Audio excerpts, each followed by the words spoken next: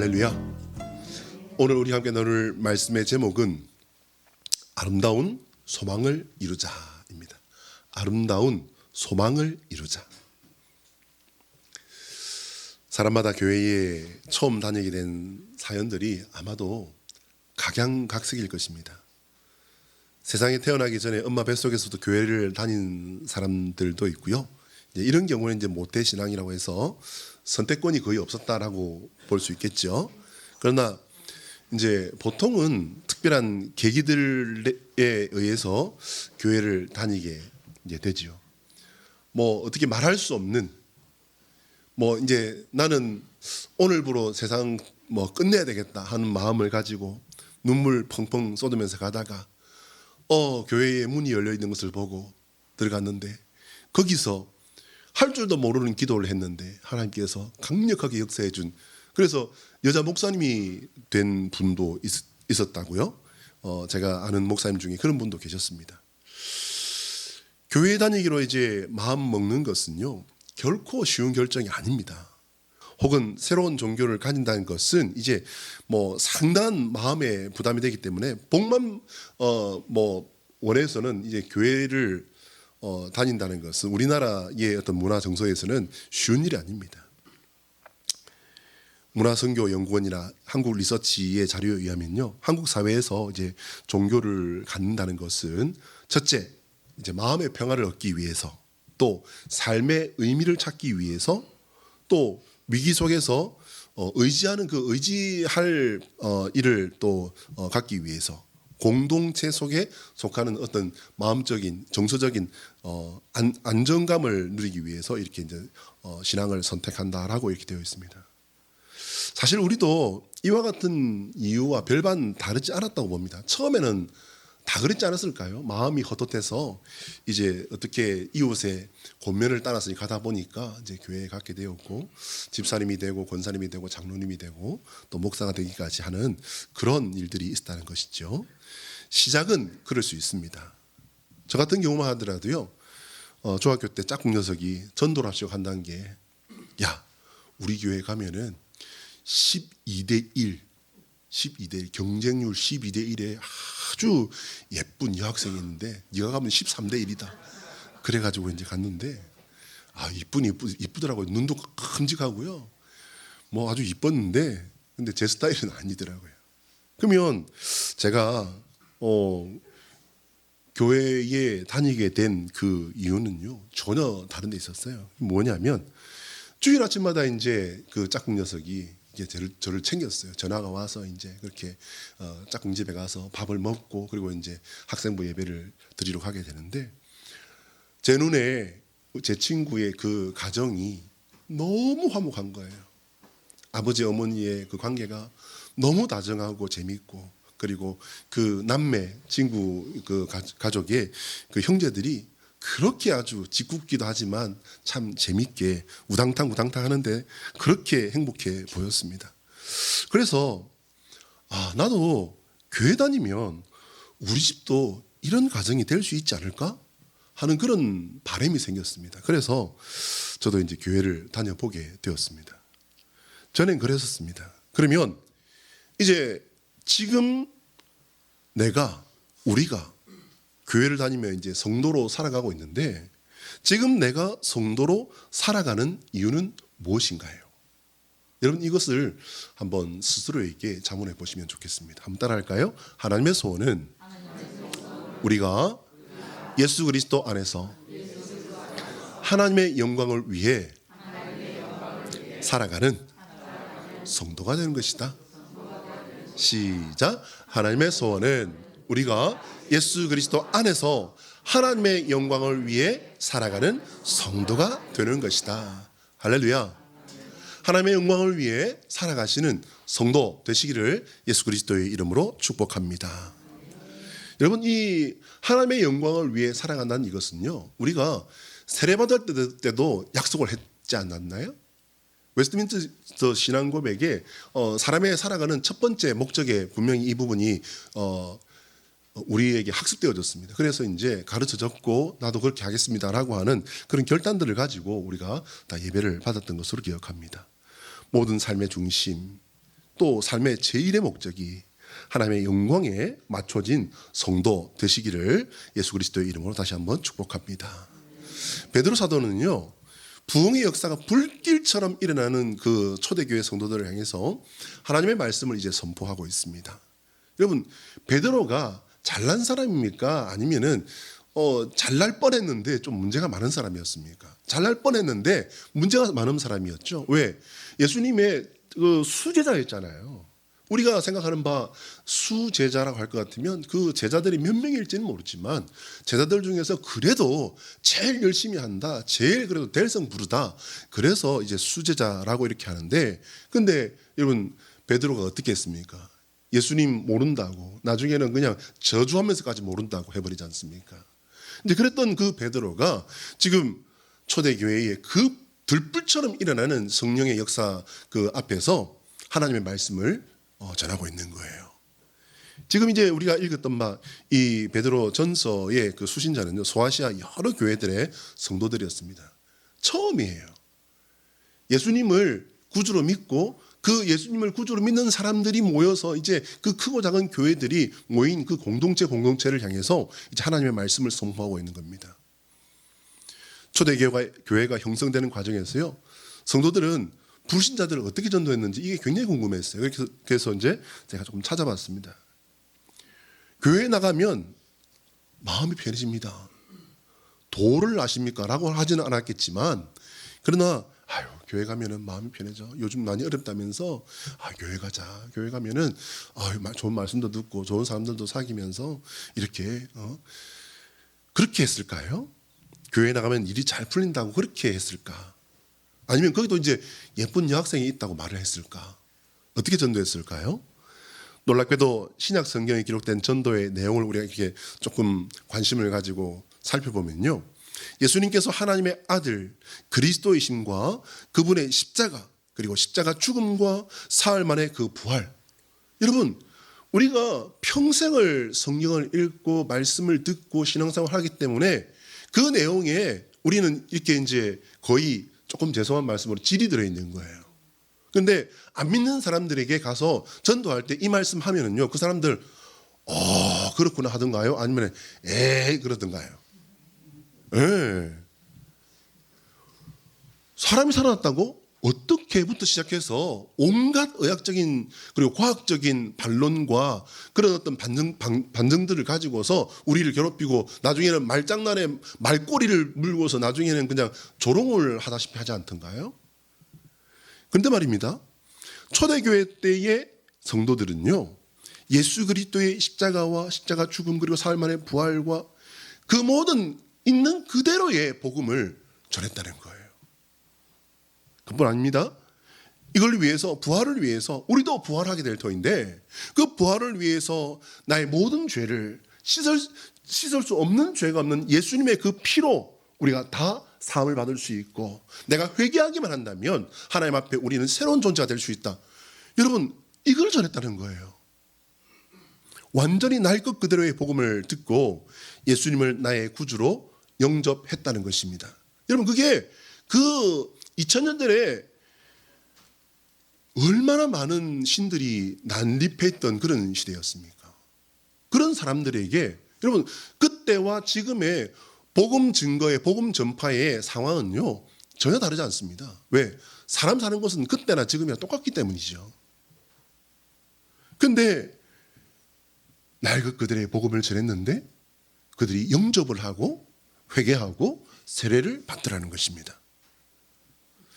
오늘 본문은 현대시대에 신앙생활을 하는 사람이라면 가장 부담스러워할 수밖에 없는 그런 본문이 될 것입니다. 사도 베드로를 통해서 하나님께서 주시는 말씀은요, 우리가 죄를 멀리하는 삶은 당연하다는 거예요. 죄를 멀리하는 건 당연하고 죄 없이 당하는 고난과 억울한 일도 하나님을 생각함으로 감내하라는 거예요. 여러분, 이게 우리가 생각하는 그 신앙이나 내가 교회를 다니고 싶었던, 다니게 되었던 그 어떤 그 시작점과 맞춰 본다면은 아마 굉장한 거리를 갖고 있지 않을까요? 저는 그랬던 것 같아요. 심지어 이것이 당연하다고 하는데 어떤 말까지 썼냐면요, 아름답다는 거예요. 이게 어떻게 아름다울 수가 있습니까? 여러분, 내가 선을 베풀고 호의를 베풀었음에도 불구하고 뺨을 맞았다면, 조롱을 당했다면, 여러분 이게 어떻게 아름다울 수 있는 일입니까? 근데 여러분, 이 신약성경의 이 부분은 조금은 우리가 다시 한 번 더 확인해 볼 필요가 있어요. 그래서 헬라어 원문을 찾아봤더니요, 놀랍게도요, 카리스라고 하는 아주 유명한 단어가 쓰여 있습니다. 카리스는 뭐냐면요, 은혜예요. 은혜. 여러분, 내가 선을 행하고 호의를 베풀었는데, 뺨을 맞았는데, 조롱을 당했는데, 모욕을 당했는데 어떻게 이게 은혜일 수 있습니까? 황당스러운 일이지 어떻게 이게 은혜일 수 있어요? 그런데 성경에는 그렇게 기록되어 있습니다. 이것이 하나님 앞에 은혜이니라. 아름답다의 그 헬라어 원문 카리스는요, 여러분 우리가 반드시 기억해놔야 할 단어라고 생각합니다. 일이 잘 풀리는 삶을 살아보겠다고 없는 시간 들여 예물 들여 신앙생활을 했는데 이게 가당키나 한 말인가라는 말이죠. 오늘 본문 20절에서 베드로 사도는요, 죄가 있어서 대가를 치르는 것은 고난이 아니라는 거예요. 이건 대가를 치르는 것이라는 겁니다. 죄 없이 당하는 고난이 있는데 이것을 피하지 말고 감당해라라는 거죠. 여러분, 베드로 사도는요, 우리가 이제 기독교 역사와 세계 역사를 가지고 조금만 생각해 보면, 베드로 사도는 그 이후에 초대 교회와 예수님을 믿는 사람들, 신앙인들이 당해야 했던 그 수백 년간의 형용할 수 없는 그 고난의 역사들을 이미 먼저 보고 이와 같이 마음의 준비를 한 게 아닌가라는 생각을 할 수밖에 없습니다. 로마가 이제 패권 국가로 그 근동을 지배하는 그런 시대였습니다. 로마는 황제 사상과 함께 수없이 많은 신을 섬기는 그런 사회였죠. 대표적인 신만 20명이 넘는다라고 이렇게 알려져 있습니다. 이런 세상에서 유일하신 여호와 하나님을 믿는 그 신앙을 전파하는 것은요, 어떻게 보면 너무너무 무모한 일이었던 것입니다. 게다가 총동의 나사렛 출신의 그 젊은 개혁가의 죽음과 부활을 전하는 것은요, 사람들이 이것을 이해하길 바란다는 것은 정말 참 무모한 일이었겠죠. 하나님께서 베드로를 통해 전하는 말씀은 갈수록 더 어려워집니다.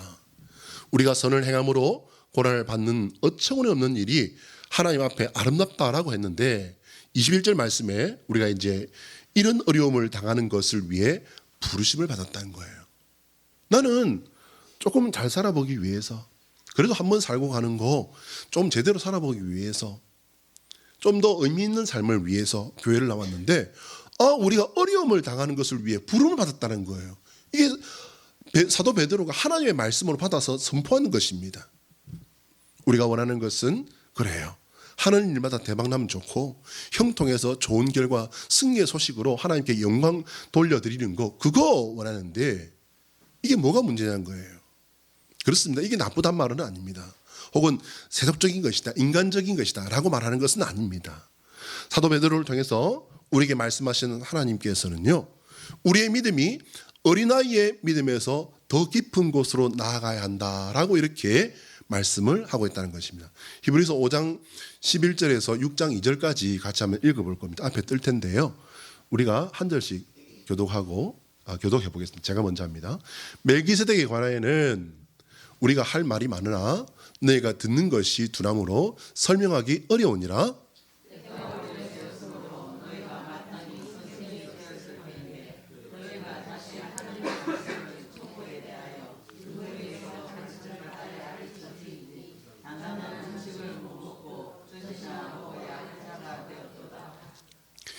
이는 젖을 먹는 자마다 어린 아이니 의의 말씀을 경험하지 못한 자요.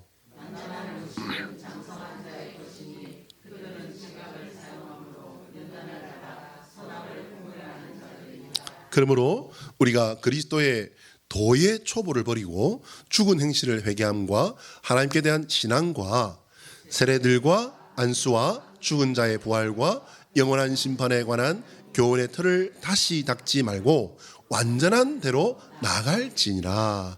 아멘. 사랑하는 여러분, 그렇습니다. 우리가 뭐 어떻게 조금 실족할 수도 있습니다. 고민 때문에 흔들릴 수도 있습니다. 내가 그렇게 발버둥 쳤음에도 불구하고 몽땅 다 무너져 버릴 수도 있습니다. 내가 하나님께 어떻게 했는데, 어떻게 신앙생활을 했는데 하나님 저한테 어떻게 이러실 수가 있습니까? 라는 상황까지 우리는 몰려버릴 수도 있습니다. 거기서 아무리 해도 기다려도 아무리 해도 그런 시간이 끝나지 않았을 수도 있습니다. 그러나 하나님께서 우리에게 원하시는 것은 뭡니까 여러분? 우리가 믿음의 성장을 통해서 더 깊은 곳으로 나아가는 것입니다. 우리는 만군의 여호와를 나의 하나님으로 믿고 섬기는 주님의 백성입니다. 하나님께서 나의 믿음의 대상이시라면 하나님께서 원하시는 성도의 길을 걸어가야 합니다. 하나님께서 원하시는 성도의 믿음은요, 세상에서 무슨 일을 만나든지 예수 그리스도의 길을 따라 걸어가는 성도인 것입니다. 우리 21절 같이 한번 읽어볼까요? 시작. 이를 위하여 너희가 부르심을 받았으니 그리스도도 너희를 위하여 고난을 받으사 너희에게 본을 끼쳐 그 자취를 따라오게 하려 하셨느니라. 자, 여러분, 이를 위하여, 그러니까 고난 받기를 위하여 너희가 부르심을 받았다는 거예요. 자, 여러분 보시기 바랍니다. 그때 당시에 부르심을 받아서 고난과 말로 다 할 수 없는 사자밥이 되었습니다. 그 검투사들의 그 경기장에서 사자밥이 되기도 하고 검투사들에게 그냥 추풍 낙엽으로 죽임을 당하기도 하고요. 온갖 이런 말로 할 수 없는 그런 고난을 당하고 죽임을 당했던 그분들의 역사는 여러분, 그러면 역사의 한 장 속에 있는 그런 끔찍한 일이 있었다더라 라고 한 것으로 끝났습니까 여러분? 아닙니다. 그분들은 그냥 그렇게 고난받는 것으로 끝난 것 같은데, 그렇게 허무하게 죽은 것 같은데, 2000년간의 그 기독교 역사는요, 로마라고 하는 대제국을 무너뜨리고 그 제국을 무너뜨린 그 역사를 통해서 인류 역사를 한 축을 놓아버리는 그와 같은 일이 하나님의 역사로 일어났다는 사실을 깨달으시길 바랍니다. 여러분, 근데 그러면은 정말 공부 잘하는 사람들, 능력 있는 사람들을 세워서 정치, 경제, 문화 이런 것에서 이렇게 일을 해야 될 텐데 왜 고난을 받았어요? 왜 고난을 위해 사람들을 부르셨을까요? 예수님께서 그렇게 걸어가셨습니다. 그것을 통해서 하나님을 드러내셨기 때문이에요. 여러분, 너희에게 본을 끼쳐라고 되어 있습니다. 너희에게 본을 끼쳐라는 건 뭐냐면요, 우리가 이해할 수는 없었지만은 예수님의 그 십자가를 따라가도록, 십자가를 걸어가셨던 그 길을 따라가도록 하나님께서 우리에게 길을 만들어 주셨다는 거예요. 그 자체를 따라오게 하려 하셨느니라, 이렇게 전하고 있지 않습니까? 여러분, 본이라고 하는 것은요, 예수님께서 만드신 이 본은요, 히포그람모스라고 하는 그런 헬라어 단어입니다. 근데 이게 참 흥미롭습니다. 보이다, 표시하다, 그리다라고 하는 뜻을 가지고 있는데요. 여러분, 옛날에 학교 다닐 때 이거 해보셨지 않습니까? 한문이라든지 그림이라든지 거기다가 습자지를 딱 놓고서 이렇게 그림 그리는 거, 한자 따라하는 거 해보셨죠? 그걸 말하는 거예요. 예수님께서 걸어가신 그 십자가의 삶을 내 삶에 놓고 내 삶을 삐뚤빼뚤 이라 할지라도, 혹은 정말 생각하지도 못했던 대로 그냥 이게 선이 딴 데로 영 또한 데로 갈 수도 있겠지만, 그럼에도 불구하고 우리는 따라 그려야 한다는 것입니다. 누구를요? 예수 그리스도를 따라 그려야 한다는 것입니다. 윌리엄 틴데일이라고 하는 사람이 있어요. 이분은 영국 사람입니다. 이분의 직업은 뭐냐면요, 성경 번역가예요. 성경 번역가. 참 대단한 일을 하시는 사람이죠. 그런데 이분은요, 모든 사람은 자국어로 된 성경을 읽어야 된다라고 하는 신념을 가진, 말하자면 학자였던 분이죠. 근데 이분이 최초로 헬라어 원본, 신약 성경은 헬라어로 되지 않습니까? 구약 성경은 히브리어로 되어 있죠. 근데 이제 헬라어로 되어 있는 원문을 영어 신약 성경으로 번역을 한 사람이었어요. 인쇄술을 활용해서 성경을 널리 보급하려고 그렇게 이제 일을 시도했던 사람입니다. 그런데 당시 로마 천주교는요, 성경을 라틴어로만 제한했었습니다. 그래서 이 틴데일이 어떤 혐의를 받게 되냐면요, 성경 번역을 통해서 성경의 권위를 떨어뜨렸다라고 하는 그런 죄목을 받게 됩니다. 그래서 어떻게 됐을까요, 여러분? 사형을 당하게 됩니다. 그냥 사형을 당한 것이 아니라 목졸림을 당해서 살해를 당한 다음에 시신을 불태워버립니다. 소각을 해버린 거죠. 여러분, 이분의 마지막 기도가 그거였습니다. 주여, 영국 왕의 눈을 열어 주시옵소서. 뭐가 잘못됐죠, 여러분? 구약 성경에도 보면 우리가 하나님의 말씀을 들어가든지 나가든지 언제든지 읽고, 우리 미간에도 그리고 팔뚝에도 하나님의 말씀을 새기고 지니고 다니면서 읽고 외우고 그리고 묵상하면서 그 말씀을 따라가라고 성경이 그렇게 되어 있지 않습니까? 그렇다면은 라틴어라고 할 것 같으면요, 지금 우리 시대로 할 것 같으면 한자에 속합니다. 영어 세계에서는요, 라틴어라는 것은 한문 같은 그런 그 문자예요. 그러니까 이거는 배운 사람 외에는 읽을 수가 없는 것입니다. 그러다 보니까 하나님의 말씀을 모든 사람들이 자국어로 읽고, 영어권에 있는 사람들은 영어로 읽고, 라틴어에 있는 사람들은 라틴어로 읽고, 혹은 또 중국어로 된 사람들은 중국어로 읽고, 그럴 수 있어야 된다. 그래야 모든 사람들이 한 사람이라도 더 예수님의 복음을 받고 그리고 믿음의 그 진보를 이루는 가운데 구원으로 나갈 것 아닌가.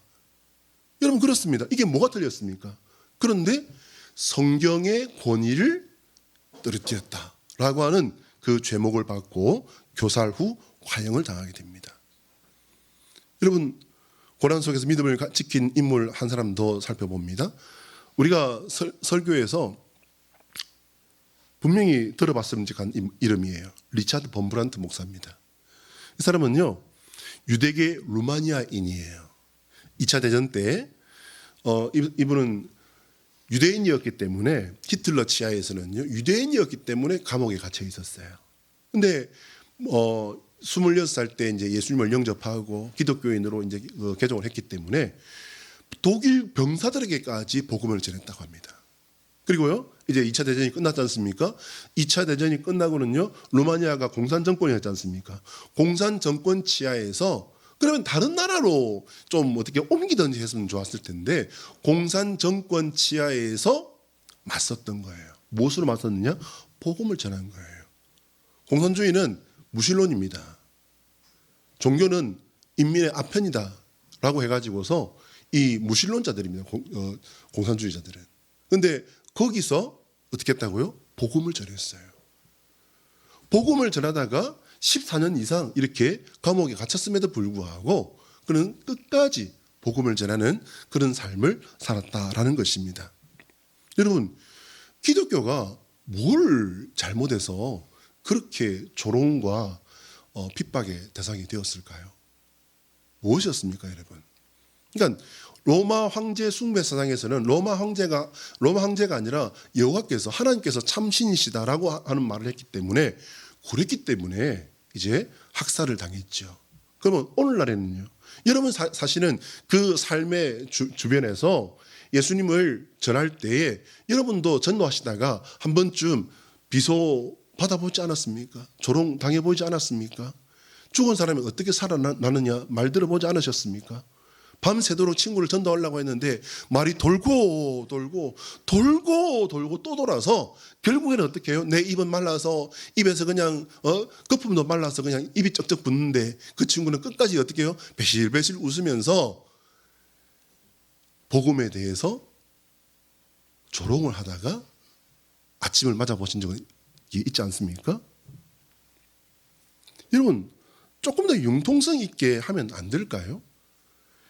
리차드 범브란트 목사님이나 윌리엄 틴데일이나 이런 분들 같은 경우에 조금 더 지혜롭게, 좀 더 합리적으로 하면 되지 않았을까요? 그런데 여러분, 기독교인들은 꼭 이렇게 해야 신앙인 걸까? 그런데 오늘 베드로 사도를 통해서 주시는 하나님의 말씀은 유감스럽게도요, 그렇다라는 겁니다. 구약의 수천 년 동안 역사 속에서 여호와 하나님께서 하신 일을 여러분, 우리가 구약 성경 속에 읽으면서 반드시 이것 잡아내셔야 됩니다. 뭐냐면요, 하나님께서 하신 일은 하나님을 사람들에게 보여주시고 알려주시는 일을 수천 년 동안 구약 성경에 기록된 모든 내용이 바로 그 내용입니다. 하나님은 사람들에게 세상에 참신이 누구신지 계속 말씀해 주신 거예요. 그런데 사람들은요, 어떻게 해요? 심지어는 당신의 그 택한 백성 선민이라고 하는 이스라엘 백성들도요, 모세를 저 시내산에 지금 만나서 불이 활활 타오르고 있는데 40일 동안 내려오지 않는다고. 그 밑에서는 어떻게 했습니까? 아론을 앞세워서 금 송아지를 만들었죠. 여러분, 근데 우상을 섬겼는데, 여러분 잘 읽어보시기 바랍니다.